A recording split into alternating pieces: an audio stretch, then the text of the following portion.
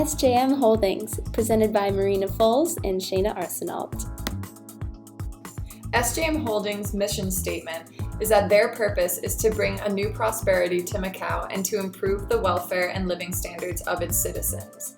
As Macau enters a new historical era, their goal is to expand and further develop their operations while retaining the advantages of local knowledge. In doing so, they will continue to promote the sustainable prosperity of Macau, which is the home and origin of over 90% of their employees. SJM Holdings is one of the 6 companies authorized to operate casino games of fortune and other games of chance in casinos, under the terms of a concession granted by government of the Macau Special Administrative Region in March 2002. SJM is the only casino gaming concessionaire with its roots located in Macau. And finally, SJM's casinos are located in the prime locations on the Macau Peninsula and the Taipa Island and convenient to principal entry points. Their gaming operations comprise of VIP gaming tables, mass market table gaming, and slot machines. Now Shayna will talk about the gaming in Macau. Gambling in Macau has been legal since the 1850s when the Portuguese government legalized the activity in the colony. Since then, gambling tourism has become Macau's biggest source of revenue, making up about 50% of the economy. Visitors are made up largely of Chinese nationals from mainland China and Hong Kong.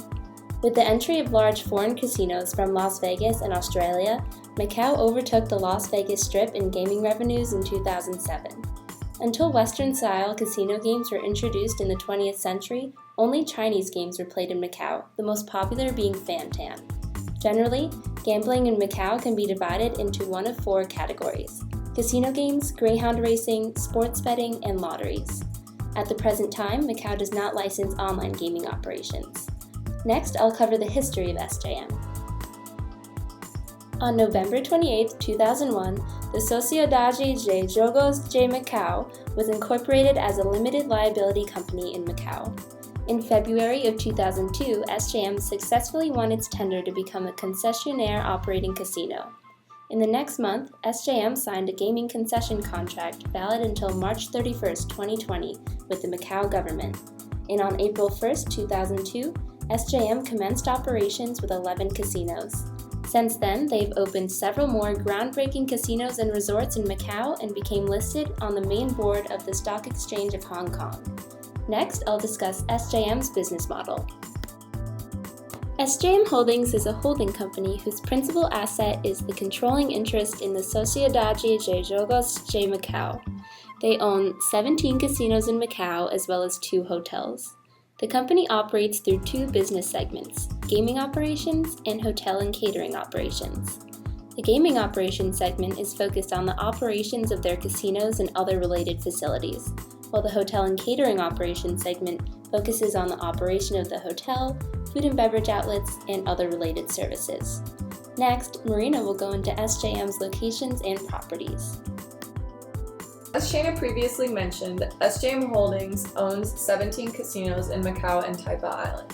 Some of these casinos include the Casino Lisboa, Casino Babylon, Casino Diamond, and Casino Fortuna. Some of these you can see on the slide right now. And the 2 hotels that SJM Holdings owns are the Grand Lisboa Hotel, which has over 400 rooms and suites, and they actually own and operate this property. Whereas the other hotel, the Sofitel Macau at Pont 16, is a 389-room hotel with 19 VIP mansions, and that is 51% owned by SJM Holdings. And I will finish off our presentation by talking about SJM Holdings' financial information. Today, Dr. Ho Hung Sun is the executive chairman of the board of SJM Holdings Limited. It is a publicly traded company, and their principal financial activities is controlling the interest in Sociedade de Jogos de Macau, which translates to Society of Games of Macau. SJM Holdings was incorporated on February 17, 2006 in Hong Kong.